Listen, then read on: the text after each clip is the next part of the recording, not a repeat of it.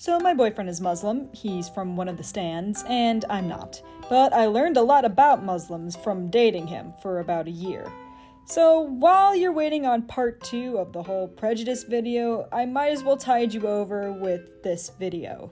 Basically what I learned about Muslims by dating a Muslim for a year, as somebody who grew up Catholic.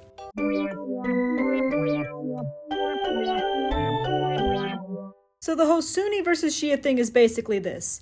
Prophet Muhammad goes away and supposedly leaves all his legacy to like his grandson-in-law, and a bunch of his followers or his friends didn't like that, and so they killed the guy.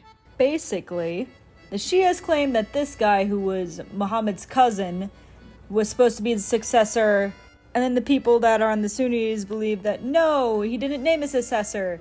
And so the people that were against Ali from becoming the successor, killed him, and the Shias never really forgave them for that. Today, a lot of the Sunnis agree and feel bad for the ancestors that killed that guy and agree that the Shias should be mad about it.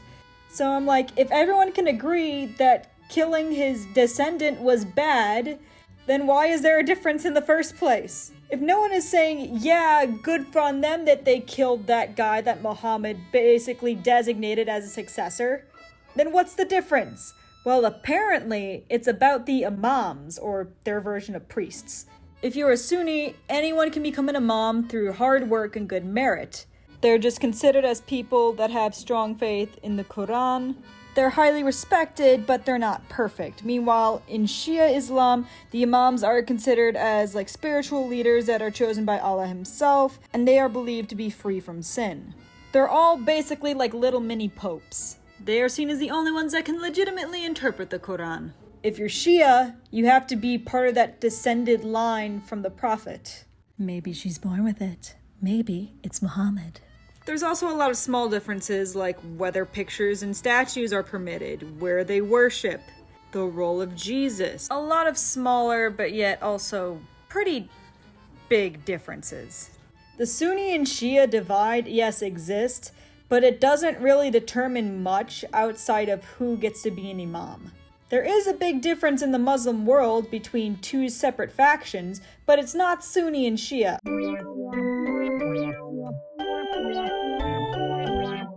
A lot of people will say, oh, there's two different types of Muslims, Sunni and Shia, and that's the big difference. It's because their brain are like this, while my brain are like this.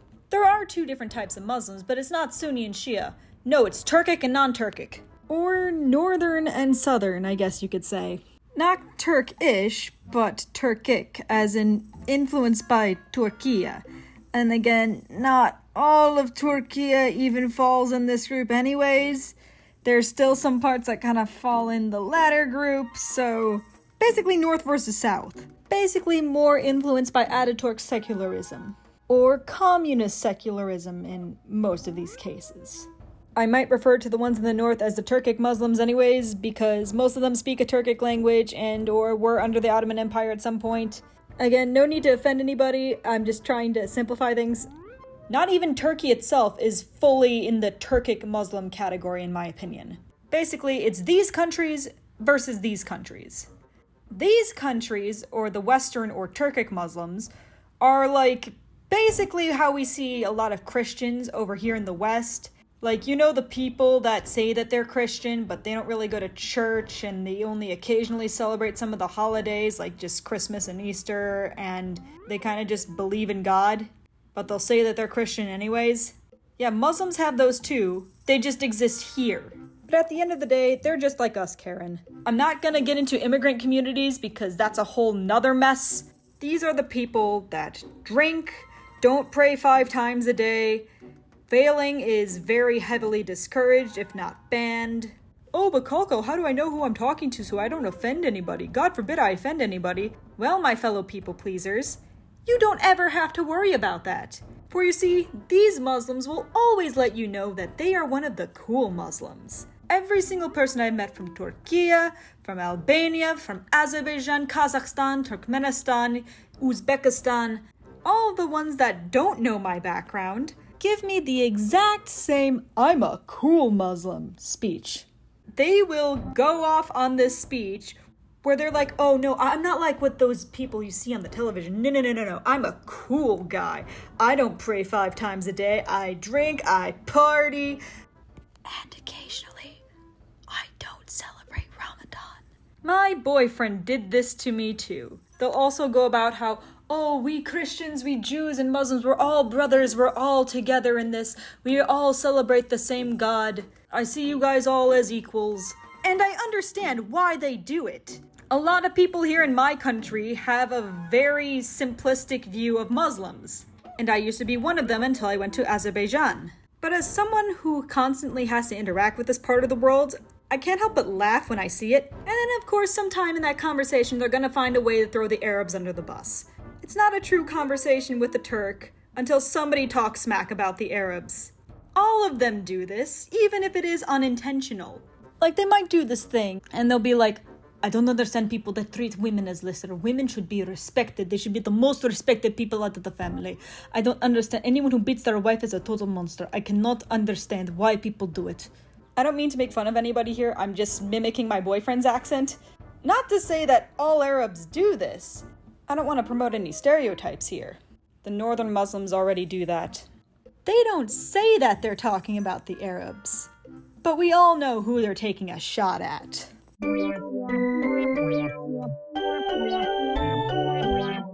Muslims have their own form of No Nut November, and it's called Ramadan. That's right, they're not allowed to have sex or fap throughout Ramadan either. But people in the north do it anyways. A lot of people in the north will also believe that this means no drinking, even though they're technically not supposed to drink at all.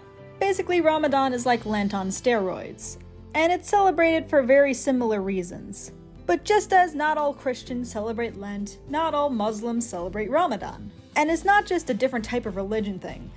You can just skip Ramadan if you feel like it, and this isn't just an East versus West thing. Apparently a lot of young people do this.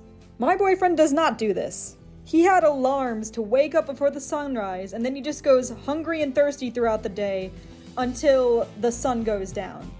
God forbid you live in a Nordic country and Ramadan is closer to the summer that year. Pregnant women, the elderly, and the sick people don't do this. It would be dumb to force them to do this. You can also extend your Ramadan, I guess, to thank God for something good that happened in your life. Like, for example, my boyfriend was like, if you get this job that you really, really wanted, I will extend my Ramadan by an extra 2 weeks. And I'm just like, you can do that?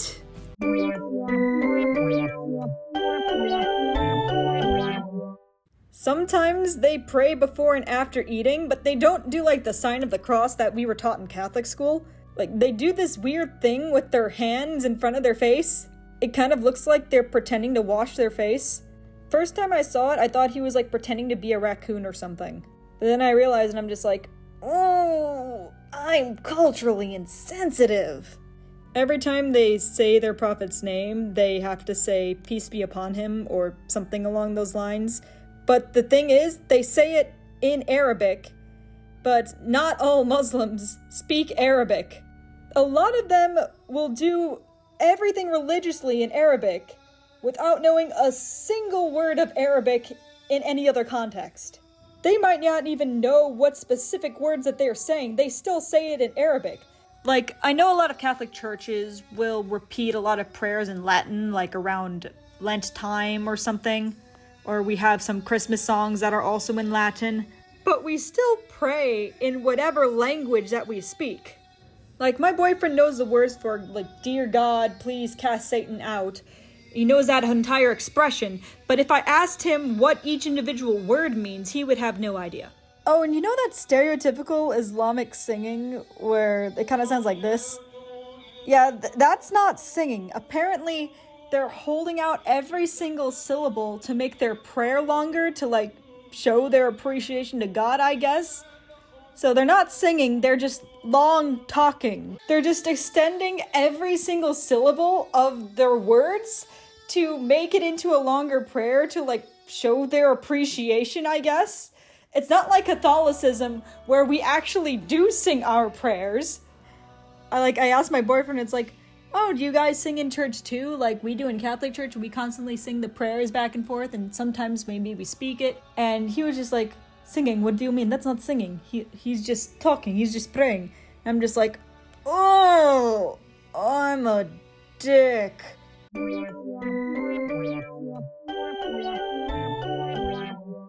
One thing that is true is that almost every Muslim I have met from this region still does not eat pork. I guess that's the one thing they have to keep consistent. Arranged marriages exist in some countries, but it's not what you think. It's similar to the ones with Indian families in the West, where they kind of just have like a binder of men or women, and you just pick one out, and if you guys like each other, then you get married within like a few days, or weeks, or months, or whatever. It's not like, oh, here, I'm setting up your entire life for you. You kind of still get a choice. It's basically your parents are the dating app. Again, this doesn't happen in every country, but it's apparently a thing that Muslim men turn to if they can't find a girl here in the West. Visiting Mecca and doing the whole Hajj thing? Yeah, that's not possible for a lot of Muslims. Most of them can't go to Mecca because their visa doesn't allow it. Seriously, look at this map. Thanks, Saudi Arabia. Thanks for building the last pillar of Islam behind a paywall.